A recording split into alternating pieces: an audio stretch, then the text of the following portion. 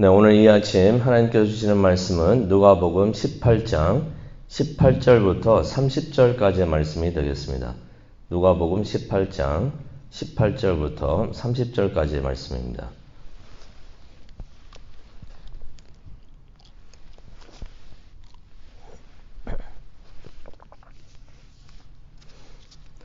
네, 다 찾으셨으면 우리 다 함께 읽도록 하겠습니다. 어떤 관리가 물어 이르되 선한 선생님이여 내가 무엇을 하여야 영생을 얻으리이까? 예수께서 이르시되 내가 어찌하여 나를 선하다 일컫느냐? 하나님 한 분 외에는 선한 이가 없느니라. 내가 계명을 안 하니 간음하지 말라, 살인하지 말라, 도둑질하지 말라, 거짓 증언하지 말라, 내 부모를 공경하라 하였느니라. 여짜오되 이것은 내가 어려서부터 다 지켰나이다. 예수께서 이 말을 들으시고 이르시되 내게 아직도 한 가지 부족한 것이 있으니 내게 있는 것을 다 팔아 가난한 자들에게 나눠주라. 그리하면 하늘에서 내게 보화가 있으리라. 그리고 와서 나를 따르라 하시니 그 사람이 큰 부자이므로 이 말씀을 듣고 심히 근심하더라.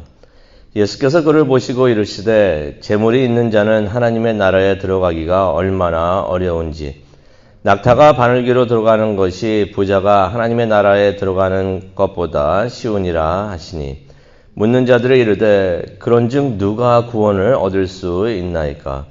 이르시되 무릇 사람이 할 수 없는 것을 하나님은 하실 수 있느니라. 베드로가 여짜오되 보옵소서 우리가 우리의 것을 다 버리고 주를 따랐나이다. 이르시되 내가 진실로 너희에게 이르노니 하나님의 나라를 위하여 집이나 아내나 형제나 부모나 자녀를 버린 자는 현세의 여러 배를 받고 내세의 영생을 받지 못할 자가 없느니라 하시니라. 아멘. 하나님, 오늘 이 말씀을 통하여 하나님의 뜻을 우리에게 전하여 주시옵소서. 직접 말씀을 전하여 주시옵소서. 하나님의 메시지를 우리가 받고 그대로 그 말씀대로 살 수 있도록 하나님 인도하여 주시옵소서. 감사합니다. 예수님의 이름으로 기도합니다. 아멘. 네, 오늘 말씀은 한 부자, 젊은 청년 관리에 대한 이야기가 됩니다. 이 사람은 젊은 나이에 출세한 남자입니다. 누가 봐도 100점짜리 삶과 신앙을 가지고 있었고 살고 있었던 사람이 되겠는데요. 오늘은 그 사람의 삶과 또 가치관에 대해서 한번 생각을 해보려고 합니다. 이 부자 청년 관리 다 가졌습니다. 가만히 생각해보면 다 가진 사람이었던 것이에요. 명예도 가졌고요. 권력도 가지고 있었고 돈도 가지고 있었고 게다가 또 젊기까지 했습니다. 그러니 선망의 대상이 되었던 것입니다. 거기다가 또 성실한 신앙생활을 하고 있었습니다. 누가 봐도 100점짜리 청년이었던 것이에요. 남녀노소 누구나 좋아할 만한 자격과 조건을 이 사람은 다 갖추고 있었던 것이에요. 그런데 이렇게 한번 생각을 해봅니다. 이 사람이 이 나이에 어떻게 이 많은 것을 다 갖출 수가 있었을까? 아마 금수저 집안 출신, 요즘에 금수저, 은수저 집안 출신 많이 이야기들 하죠. 아마 금수저 집안 출신이 아닌가 생각을 해봅니다. 물려받은 것이 많았다라고 우리가 생각을 할 수가 있는데요. 또 이 사람의 그 말과 그 대화하는 그 내용을 들어보면은 이 사람의 성격도 우리가 알 수가 있는데 본인도 노력을 많이 했던 것 같습니다. 아마 하면 된다라는 그러한 가치관을 가지고 있었던 것 같아요. 뭐든지 하면은 된다. 내가 하면 된다라는 것을 생각을 하고 있었던 것 같습니다.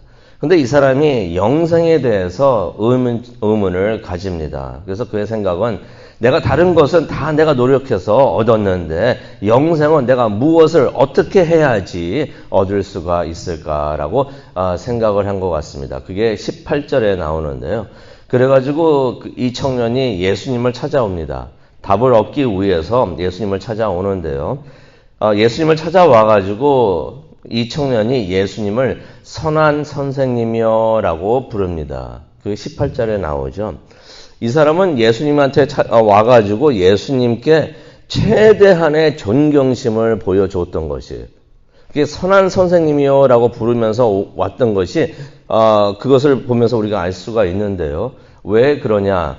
선하다고 표현하는 것은 유대인들이 하나님에게만 사용을 했던 표현 방법이었던 것이에요. 그래서 예수님에게 와가지고 선한 선생님이요 라고 말을 했다는 것은 예수님을 그만큼 존경을 하고 그만큼 존경심을 보였다는 것입니다. 하나님에게만 쓸 수 있는 표현 방법을 예수님에게 썼다는 것이에요. 근데 그렇다고 그가 예수님을 하나님으로 여겼느냐? 그거는 아닙니다. 예수님께서 이렇게 하라고 말씀을 하셨는데 순종을 안 하죠. 하나님으로 여겼다면은 그 예수님께서 말씀하셨을 때 알겠습니다 하면서 따랐을 것이에요. 그런데 그렇지 않고 그냥 돌아갑니다. 하나님만에게만 쓸 수 있는 표현을 했지만은 하나님으로는 여기지 않았던 것을 우리가 볼 수가 있어요.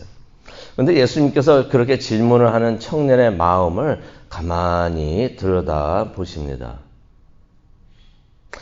그 청년의 마음에는 이런 생각이 있었던 것 같아요. 내가 많은 일을 이루었는데 영생을 얻을 자격이 나에게도 있습니다. 라면서 그런 생각을 했던 것 같습니다. 그래서 예수님께서 그가 원하고 있던 그 대답을, 그 말씀을 해 주시는데요. 20절에 나와 있습니다. 네가 십계명을 알고 있지 않느냐? 간음하지 말라, 살인하지 말라, 도둑질하지 말라, 거짓 증거하지 말라, 내 부모를 공경하라 라고 말씀을 하십니다. 그런데 이 청년이요, 예수님께서 그렇게 말씀을 하실 때 말씀을 마치기도 전에 이 청년이 기다렸다는 듯이 끼어듭니다. 21절에 이렇게 말을 하죠. 말씀하시는 것들은 내가 어렸을 때부터 다 지켰습니다. 다 이행했던 것입니다. 이 정도 것들은 내가 어렸서부터, 오래전부터 다 지켰던 것입니다. 라고서 이 청년이 예수님께 그런 말을 하는 것입니다. 그랬더니 예수님께서 이 청년이 말을 마칠 때까지 가만히 듣고 계시다가 이 말씀을 하십니다. 네게 아직도 한 가지 부족한 것이 있다. 22절에 나오죠. 네게 아직도 한 가지 부족한 것이 있다. 예수님께서 말씀을 하시다가 말씀을 다 못하셨습니다. 십계명을 얘기를 하고 계셨는데 한 가지 말씀을 못하셨던 게 있었던 것이에요. 그런데 이 청년이 예수님께서 말씀하시는 거를 그냥 다 듣지도 않고 그냥 끼어들더니 이런 것들은 내가 다 했습니다 라고 말을 했는데, 예수님께서 십계명 내용 우리가 다 알잖아요. 십계명 내용 쭉 말씀하시다가 한 가지를 말씀 안 하셨는데 이 청년이 끼어들었잖아요. 그러면서 예수님께서 이제 말씀하십니다. 그 한 가지 내가 말을 하지 않은 것이 있는데 네가 한 가지 부족한 것이 있다라고서 말씀을 하십니다. 무엇이었습니까? 내 이웃의 것을 탐내지 말라. 이 계명을 예수님께서 풀어가지고 말씀을 해주십니다. 성경을 풀어가지고 말해주는 것을 우리는 설교라고 합니다. 하나님의 말씀이 이렇게 저기 있는데 이 말씀은 이런 뜻입니다. 라고서 풀어서 말해주는 것을 설교라고 우리가 표현을 하는데, 22절을 보게 되면은 그 계명을 예수님께서 풀어서 말씀해 주십니다. 뭐라고 말씀하십니까? 네게 있는 것을 다 팔아가지고 가난한 자들에게 나누어 주라. 그리하면 하늘에서 네게 보화가 있으리라. 그리고 와서 나를 따르라 라고서 예수님께서 말씀을 하십니다. 그런데 이 청년, 나는 다 했습니다. 지킬 것 다 지켰습니다. 라고 자부하고 있었던 이 청년이 여기서 걸립니다. 여기서 걸리는 것이에요. 탐하지 말라라는 것은 어떤 의미가 있습니까? 돈에 대한 욕심을 갖지 말라는 것입니다. 돈에 대한 욕심을 버리라는 거죠. 부를 소유하는 것, 재산을 가지고 있고 돈을 소유하는 것은 절대로 죄가 아닙니다. 하지만 부를 탐하고 욕심을 가지고 있는 것은 죄가 되는 것이에요. 우리가 부를 탐하는 것을 어떻게 알 수가 있습니까? 부를 모으기만 하고 돈을 모으기만 하고 쓸 줄을 모를 때 우리가 구를 탐하고 있구나 하는 것을 알 수가 있는 것이에요.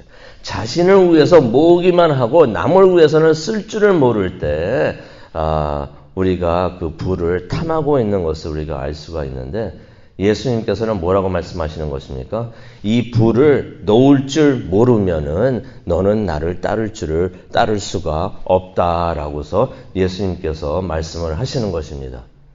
이 청년이 결국 이 말씀을 듣고서 순종을 못합니다.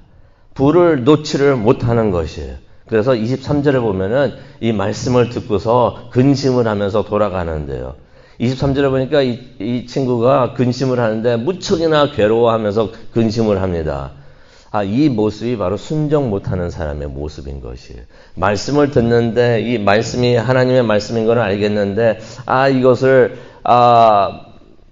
결단을 내려가지고 순종을 못합니다. 이것이 바로 하나님의 말씀을 듣고서 그대로 따르지 못하는 우리들의 모습이 또 될 수가 있는데요. 이 청년은 모든 계명을 다 지켰다고 자부심을 가지고 있었던 것이에요. 그래서 스스로 자신을 100점짜리, 나는 100점짜리 유대인이라고 자부하고 있었는데 결국 돈을 포기하지를 못합니다. 그래서 이 친구 어떻게 됐습니까? 돈 대신 무엇을 포기합니까? 영생을 포기하고 그냥 돌아갔다는 이야기가 오늘 이야기가 되는 것입니다. 예수님께서 이렇게 그냥 돌아가는 청년을 보고 계시다가 이런 말씀을 하십니다. 24절에 나오죠. 그래서 재물이 있는 자는 하나님의 나라에 들어가기가 어렵다. 제자들이 이 말씀을 듣고 있다가 깜짝 놀랍니다. 26절에 나오죠. 깜짝 놀라가지고 질문을 합니다. 아니 그럼 부자가 천국에 못 들어가면은 그럼 누가 구원을 받고 천국에 들어갈 수가 있다는 말씀입니까? 라고서 질문을 합니다. 왜냐면요, 당시에는 그 부자는 하나님의 복을 받은 사람이다. 하나님의 사람이고 하나님께서 아끼는 사람들이고 하나님께서 큰 은혜를 준 사람이라고들 생각을 했는데, 그렇기 때문에 천국에 들어가는 사람들의 1순위는 부자들이라고 생각을 했던 것이에요. 부자가 못 들어가면 그건 누가 과연 천국에 들어갈 수가 있다는 말입니까? 라고서 그런 질문을 깜짝 놀라면서 질문을 하는 것입니다. 그래서 예수님께서 말씀하신 요점은 이거죠. 부가 영성을 측정하지 못한다는 것이에요. 번영신앙을 갖고 있는 사람들을 보면은 부가 있고 돈이 많은 사람들, 출세한 사람들, 성공한 사람들을 보면은 이 사람들은 영성으로도 뭔가를 잘하고 있다라고서 말을 하고 있는데, 유대인들도 그렇게 생각을 하고 있었는데 예수님께서 그렇지 않다라고서 말씀을 해 주시는 것입니다. 우리가 그럴 때가 있어요. 삶이 윤택해질 때, 생활이 나아질 때, 속으로 그렇게 착각을 할 수가 있습니다. 내가 영적으로도 뭔가를 잘하고 있는가 보다라고서 생각을 할 수가 있는데, 냉장고에 음식이 많고 은행에 돈이 많이 저축이 되어 있고 좋은 집과 좋은 자동차를 굴리고 있을 때 우리가 생각을 할 수가 있습니다. 내가 영적으로도 뭔가를 잘하고 있으니까 하나님께서 이렇게 축복을 주시는구나 라고 생각을 할 수가 있는데, 또 우리 자녀들도 그렇게 출세를 하면서 돈을 많이 벌고 있을 때 뭔가 영적으로도 하나님께서 축복을 해주시는구나 라고 생각을 할 수가 있는데, 예수님께서는 그게 아니다라고 말씀을 해주시는 것이에요. 오히려 이런 것들 때문에 영적으로 죽어갈 수 있다고 예수님께서 말씀해 주시는 것입니다. 그런데 이 말씀 끝부분을 보니까 재미있는 장면이 나옵니다. 이 예수님의 가르침, 또 이 모든 장면을 보고 있던 베드로가 자랑스럽게 이야기를 합니다. 예수님께서 다 버리고 나를 따르라 그랬는데 이런 말을 하죠. 우리는 모든 것을 다 버렸고 그리고 다 버리고 예수님을 따르고 있습니다 라고 말을 합니다. 이 청년이 못한 것을 우리는 하고 있습니다. 나는 하고 있습니다. 우리가 이 청년보다 한 수 위입니다. 영적으로 한 수 위입니다 라고서 그런 의미의 말을 하는 것이에요. 그런데 그렇죠. 사람들마다 약한 것이 다 다릅니다. 약점이 다 다른 것이에요. 이 청년에게 약점은 뭐였냐면은 돈이었던 것이에요. 부가 이 청년의 약점이었던 것이에요. 예수님께서는 이 청년에게 그래서 모든 사람들에게 예수님께서 재산을 다 팔아가지고 나를 따라야 된다라고 말씀하시는 것은 절대로 아닙니다.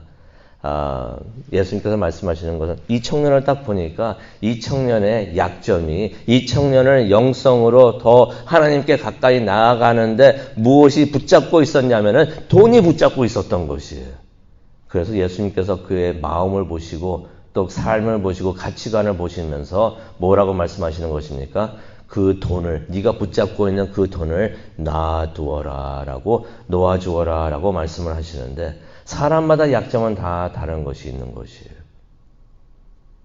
다른 것 때문에 유혹을 받을 수가 있고, 다른 것 때문에 영성으로 또 하나님께 가까이 나가는데 발을 붙잡고 있는 것들이 있을 수가 있다는 것입니다. 우리는 모든 것을 다 버리고 주님을 따랐습니다 라고서 자부하고 있었던 베드로는 또 다른 약점이 있었던 것이에요. 이 순간에 베드로와 그 제자들이 그 청년을 바라보면서 나는 이 청년보다 낫네라고 생각하기보다는 나에게는 무엇이 약점인가? 나에게는 내 삶에서는 무엇이 내 발을 붙잡고 있는가 생각을 하는 것이 좋지 않았는가 생각을 해봅니다. 오늘 이 아침 우리가 말씀을 보면서 우리가 기도하는 시간을 갖기를 원하는데요. 우리는 혹시 이 부자 청년과 같지 않은가 우리가 한번 생각을 해보기를 원합니다.